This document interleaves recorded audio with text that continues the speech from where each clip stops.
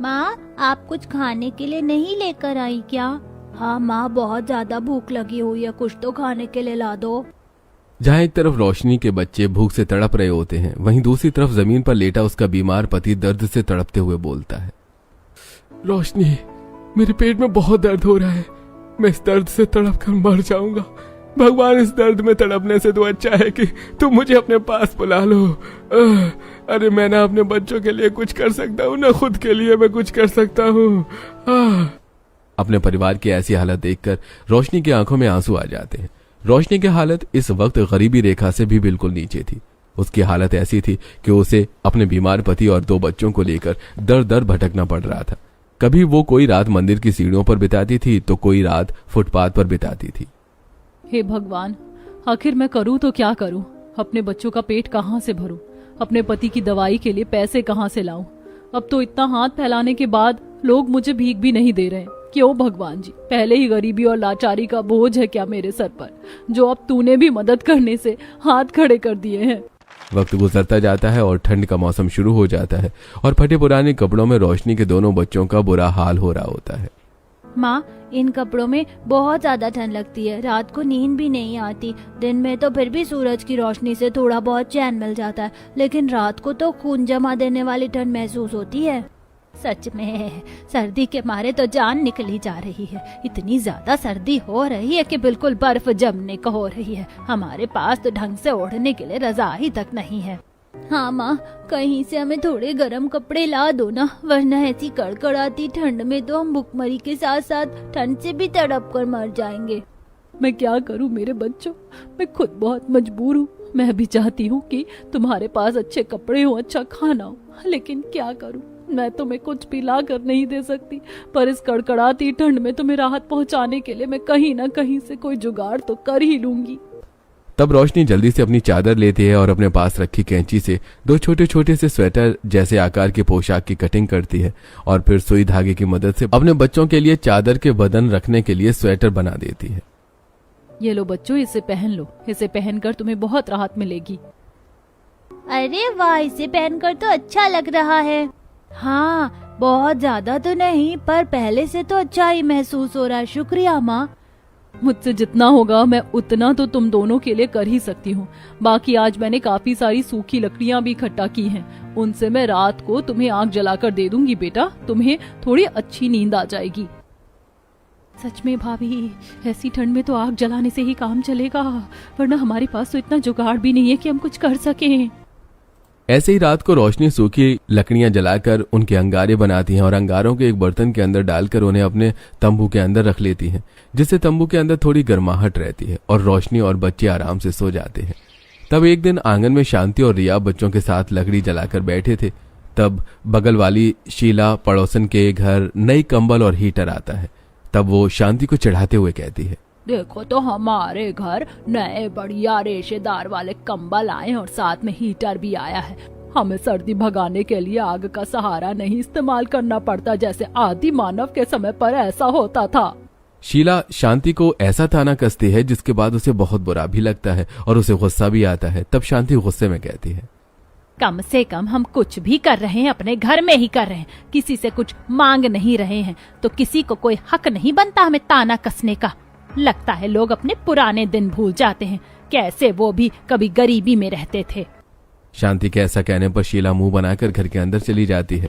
वक्त गुजरता है और एक दिन जब रोशनी मंदिर से आ रही थी तो, हे भगवान, कृपया करके मेरे परिवार को सुखी रखो, बहुत कष्ट है। तभी रोशनी बाहर आकर देखती है उसी की हम उम्र एक अमीर औरत मंदिर के भिखारी को कंबल दान में दे रही है। हे भगवान, ये तो मेरी सहेली पायल है। अगर इसने मुझे यहाँ देख लिया तो मैं क्या करूंगी, पर मुझे कंबल की भी सख्त जरूरत है। रोशनी ये सब कुछ सोच ही रही होती है कि तभी पायल ठीक उसके पास आ जाती है और तभी पायल रोशनी का चेहरा देखकर हैरान हो जाती है। रोशनी, तुम यहाँ पर? हाँ पायल, मैं ही हूँ। कैसी हो तुम? मैं तो बिल्कुल ठीक हूँ, लेकिन तुम्हारी ये हालत कैसी हो गई? बस क्या बताऊँ, गरीबी और ठंड की मार झेल रही हूँ। उठो तुम यहाँ से और मेरे साथ चलो और मुझे सारी बात बताओ कि आखिर तुम्हारे जीवन में चल क्या रहा है। पायल रोशनी को उठाती है और उसे मंदिर के कोने में ले जाती है, जहाँ रोशनी रोते हुए पायल को अपनी सारी कहानी बताती है। मुझे यकीन नहीं होता कि तेरा जीवन क्या से क्या हो गया। रोशनी, एक बात बता दो, तू तो हमेशा से ही इतनी ज्यादा जुगाड़ू थी, हर चीज का कोई ना कोई हल निकाल लिया करती थी, सबकी मुसीबत का समाधान कर दिया करती थी। तो फिर आज तू खुद अपने लिए कुछ क्यों नहीं कर रही है? कुछ करने के लिए पैसा भी तो होना चाहिए, जगह होनी चाहिए, और मेरे पास तो कुछ भी नहीं है। ना सिर ढकने को घर है और ना पेट भरने को खाना, और ना कुछ काम करने के लिए पैसा है। तो मैं हूं ना, मैं तेरी मदद करूंगी। तुम भी कितनी मदद करोगी? तुम्हारा भी तो परिवार है, तुम्हारे सिर पर भी कितनी सारी जिम्मेदारी है। ऐसे में क्यों तुम मेरा बोझ अपने सिर पर ले रही हो?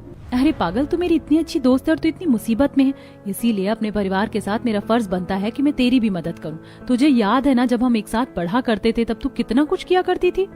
रोशनी और पायल दोनों ही अमीर और गरीब पड़ोसन की बेटियां थी और दोनों एक साथ एक ही विद्यालय में शिक्षा ग्रहण करने के लिए जाया करती थी।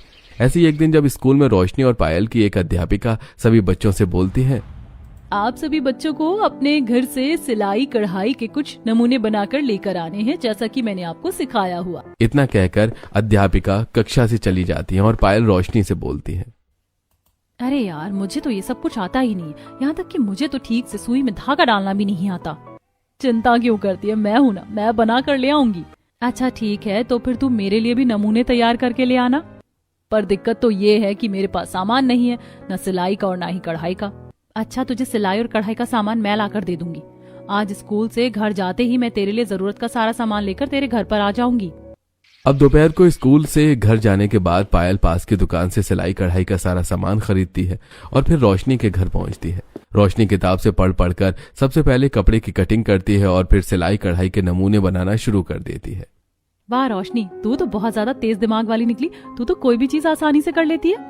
वैसे इसे करते करते मेरे दिमाग में एक और आइडिया आ रहा है। हमारी किताब में दिए हुए नमूनों के साथ साथ मैं कुछ और नमूने भी बनाकर तैयार कर लेती हूँ।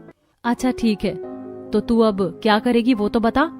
पायल की बात सुनकर रोशनी अपनी माँ की एक पुरानी साड़ी लेकर आती है जिस पर धागे के कुछ फूल बने हुए थे। रोशनी उन फूलों की कटिंग करके एक रूमाल के ऊपर लगा देती है और एक बहुत ही सुंदर गुलाबों वाला रूमाल बनाकर तैयार करती है।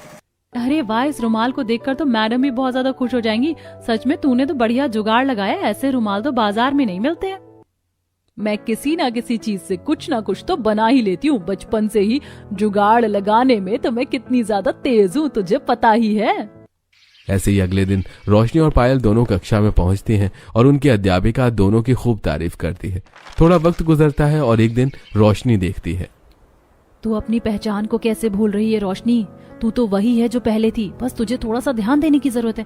तू कोशिश करेगी ना तो सब कुछ हो जाएगा।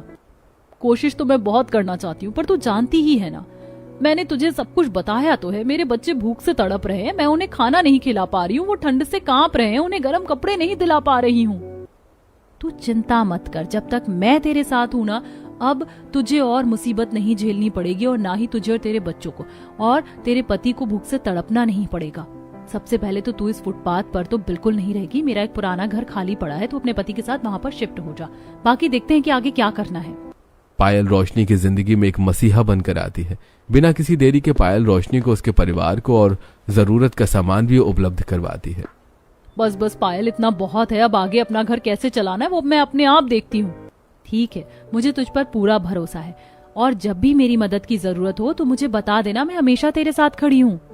इतना कहकर पायल वहां से चली जाती है और रोशनी अब अपना घर चलाने के लिए सुनीता नाम की एक औरत के यहाँ झाड़ू पोछा का काम करना शुरू कर देती है।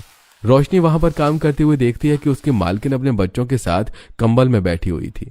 काश हमारे घर पर भी कंबल होता तो मेरे बच्चे भी कंबल में बैठकर आराम से गर्माहट का एहसास ले पाते, लेकिन अब उन्हें ठंड में हर रोज कांपना पड़ता है। उनके पास तो ना कंबल है और ना ही जर्सी स्वेटर है। ऐसे ही एक दिन सुनीता रोशनी से बोलती है, रोशनी, मेरे घर पर कुछ पुराने गरम कपड़े रखे हुए हैं, अगर तुझे तेरे परिवार वालों के इस्तेमाल के लिए चाहिए तो ले जा, वैसे भी वो मेरे किसी काम के नहीं है।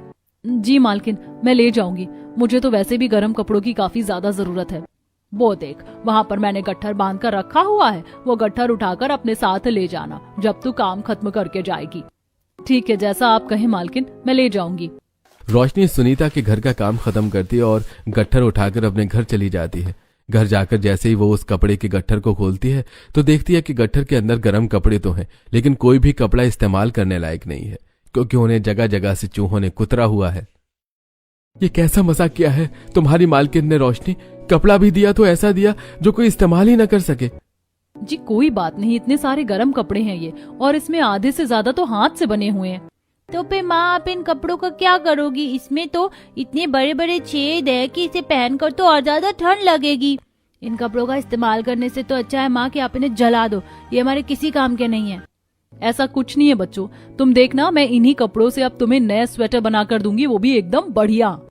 इतना कहकर रोशनी उन कपड़ों को उठाकर साइड में रख देती है और अपने घर का काम खत्म करने के बाद वो सभी हाथ से बने हुए स्वेटर्स को उधेड़ना शुरू कर देती है और उनसे बड़े बड़े ऊन के गोले बना लेती है। जिसके बाद वो पास की दुकान से स्वेटर बुनने के लिए सिलाई खरीद कर लेकर आती है और अब खराब स्वेटर से मिली हुई ऊन से वो अपने बच्चे और पति के लिए रात को नए स्वेटर बुनना शुरू कर देती है। अरे रोशनी, ये सब तुम क्या कर रही हो? दिन भर तुम काम करती रहती हो और अब रात में स्वेटर बुन रही हो। इतना काम करोगी तो तुम्हारी तबीयत खराब हो जाएगी। जी ठंड भी तो कितनी ज्यादा पड़ रही है, आपको और बच्चों को स्वेटर की सख्त जरूरत है, इसीलिए मैं आप सबके लिए स्वेटर बना रही हूँ। काश कि मैं इतना सक्षम होता कि मैं तुम्हारी बराबर की मदद कर सकता, लेकिन बीमारी ने तो जैसे मुझे घर के अंदर बंदी बनाकर रखा हुआ है। आप चिंता मत कीजिए, अब देखना मैं काम कर रही हूँ ना, तो पैसे मिलने के बाद आपको अच्छे डॉक्टर के पास ले जाऊंगी और आपका इलाज भी करवाऊंगी। फिलहाल आप अपनी दवाई लेकर आराम कीजिए।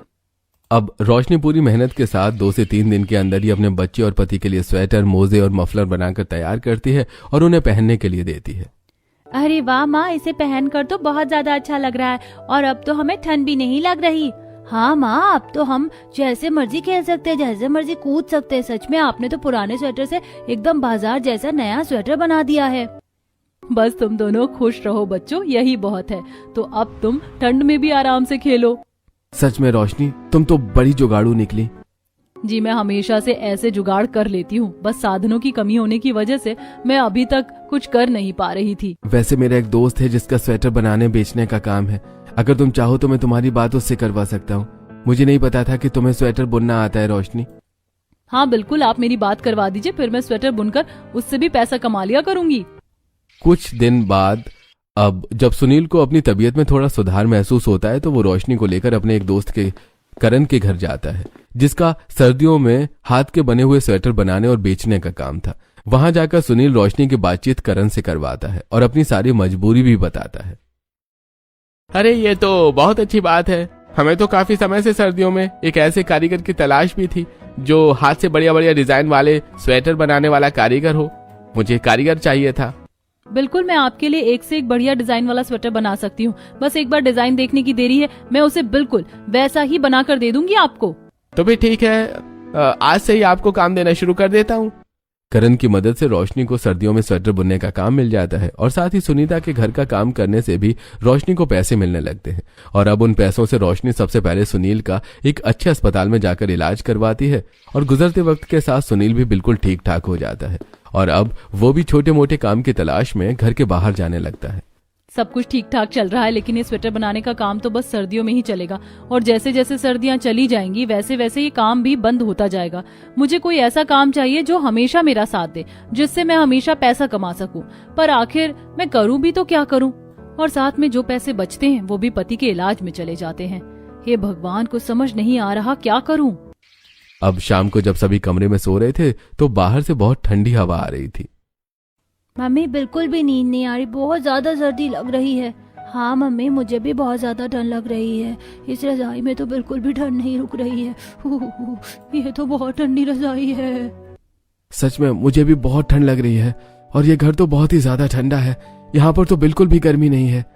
रोशनी को कुछ समझ में नहीं आ रहा था कि आखिर वो क्या करे, इसलिए वो तसले में लकड़ी और उपले जलाकर रख देती है, जिसके बाद सभी को थोड़ी राहत मिलती है। लेकिन बच्चों की आंखों में धुआं जाता है। मम्मी मम्मी, मेरी आंखों में बहुत ज्यादा जलन हो रही है और मेरी आंखों से पानी भी आ रहा है। हाँ मम्मी, मुझे भी धुएं में बिल्कुल भी अच्छा नहीं लग रहा। बेटा अब मैं क्या कर सकती हूँ, लेकिन तुम्हें थोड़ा एडजस्ट तो करना ही होगा, वरना तुम्हें सर्दी लगेगी।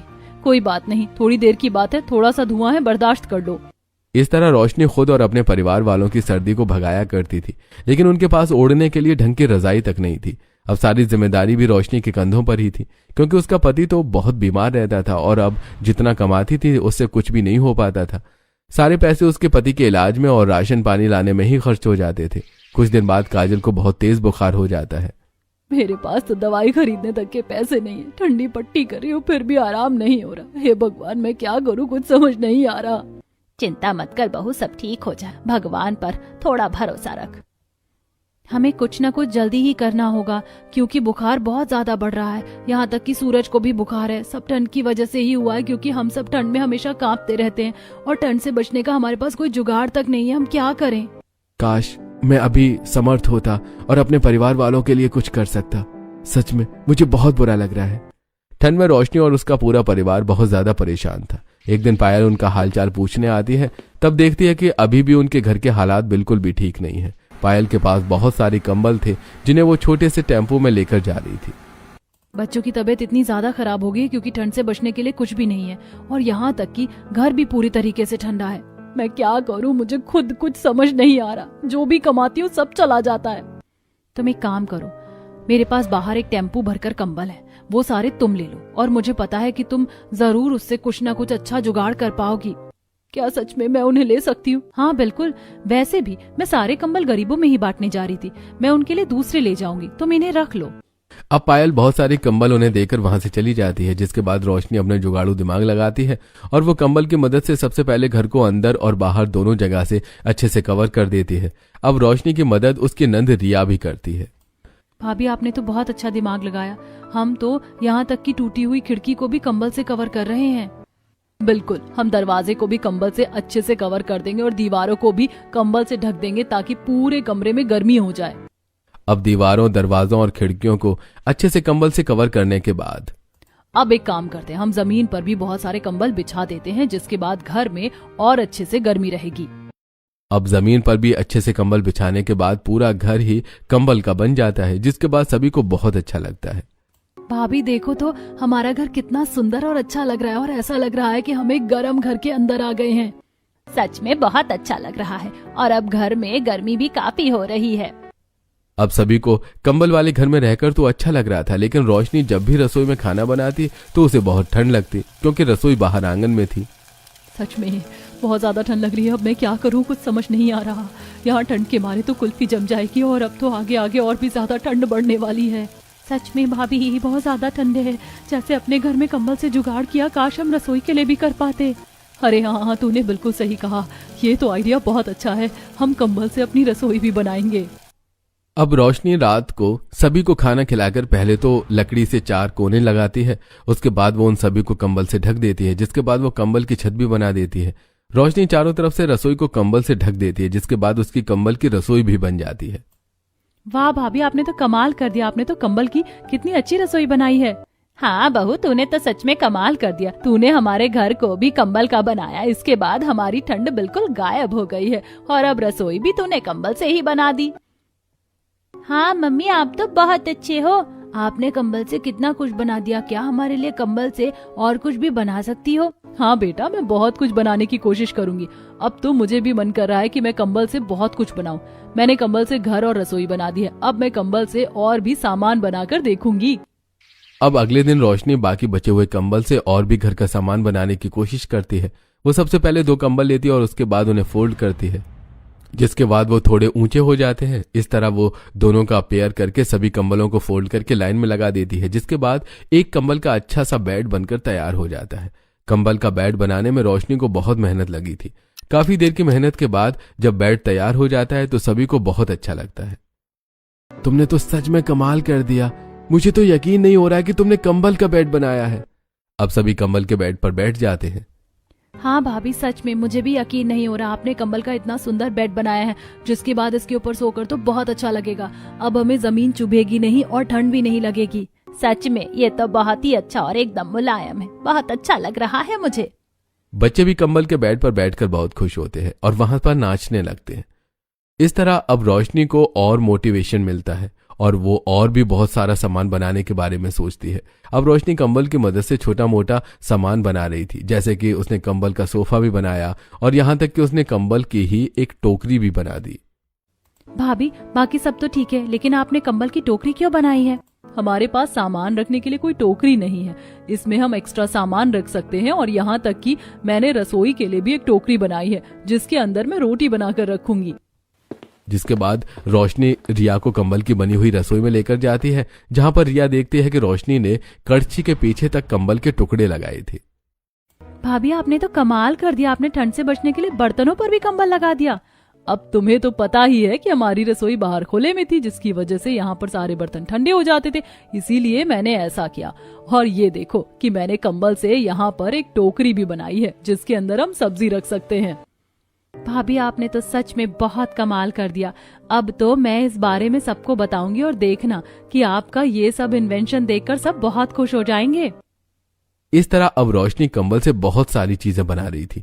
उसने यहाँ तक कि कंबल से बेड और सोफे बनाने के बाद टोकरी बनाई और साथ में उसने कंबल का ही एक टेबल स्टैंड भी बना दिया था। अब मैं आस पड़ोस जाकर तेरी बहुत तारीफ करने वाली हूँ, क्योंकि पहले हर कोई हमें एक भी कंबल ना होने पर ताना कसा करता था, लेकिन अब मैं उन्हें दिखाऊंगी कि हमारे घर में सिर्फ कंबल ही कंबल है।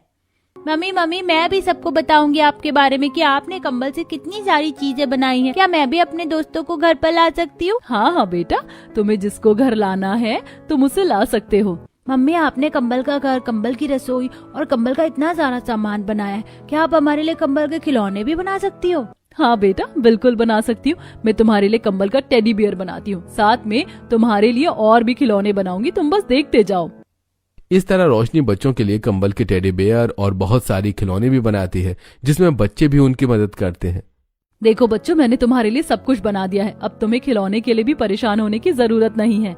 सच में मम्मी आप तो बहुत कमाल हो, इतनी कमाल हो कि आपने तो धमाल कर दिया। इसी बात से मुझे एक और आइडिया आया है, मैं तुम सबके लिए कंबल की एक जैकेट भी बना दूंगी, जिससे तुम्हें ठंड में परेशान नहीं होना होगा।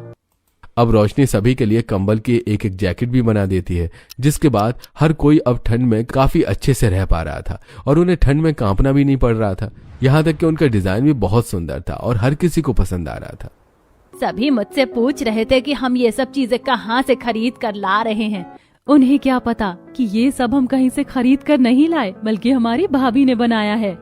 इसीलिए मैंने उन सभी को बुलाया ताकि वो सब कुछ खुद अपनी आंखों से देख सके। मैं भी तो जरा अपनी बहू की तारीफ करूंगी, उन्हें बताऊंगी कि मेरी बहू कितनी होशियार है और मेरी बहू ने कितना कुछ किया है। बिल्कुल मम्मी, भाभी को तो उनकी मेहनत का फल मिलना ही चाहिए और क्रेडिट तो बिल्कुल मिलना चाहिए। अब इसके बाद जब आस पड़ोस में ये खबर हर जगह फैल जाती है कि रोशनी ने कंबल की मदद से बहुत सारा सामान बनाया है, तो कुछ पड़ोसने अगले दिन उनके घर आती हैं, जो कंबल का घर, रसोई और कंबल का ही बना हुआ सामान देखकर बहुत ज्यादा हैरान रह जाते हैं। अरे बहन, तूने तो सच में कमाल कर दिया। तूने यहाँ तक कि कंबल का बिस्तर बनाया, कंबल की रसोई बनाई, कंबल का घर बनाया, कंबल की टोकरी बना दी, कंबल का सोफा बना दिया। अरे बाप रे, तूने तो कमाल कर दिया। मानना पड़ेगा शांति, तेरी बहू तो सच में बहुत ही जुगाड़ू और समझदार है। सच में हमारी बहू तो इतनी आलसी है कि ढंग से कोई काम तक नहीं करती। सच में सूरज, तुमने तो बिल्कुल सही कहा था। तुम्हारी मम्मी ने तो कंबल का बहुत सारा सामान बनाया। क्या तुम्हारी मम्मी मेरे लिए भी कुछ कंबल का बना सकती है? हाँ बिल्कुल, मैं तुम सबके लिए भी बना सकती हूँ। मैं कंबल से अब तो कुछ भी बना सकती हूँ। हाँ, लेकिन तुम जो कुछ भी बनाओगी तुम्हें उसके लिए हमसे पैसे लेने होंगे। हम तुमसे कुछ भी फ्री में नहीं बनवा सकते, क्योंकि इसमें तुम्हारी मेहनत भी लगेगी और इसमें खर्चा भी होता है, और इस बारे में हम सोशल मीडिया पर भी पोस्ट करेंगे। हाँ बिल्कुल, फिर तो मेरी बहू बिजनेसमैन भी बन जाएगी। इस तरह रोशनी के कंबल का बनाया हुआ सामान हर जगह फेमस हो जाता है और वो हर किसी के लिए कंबल का सामान बनाती थी, जिसके बाद लोग उसे पैसे भी देते थे। इस तरह एक गरीब बहू की कंबल की वजह से पूरी जिंदगी ही बदल जाती है।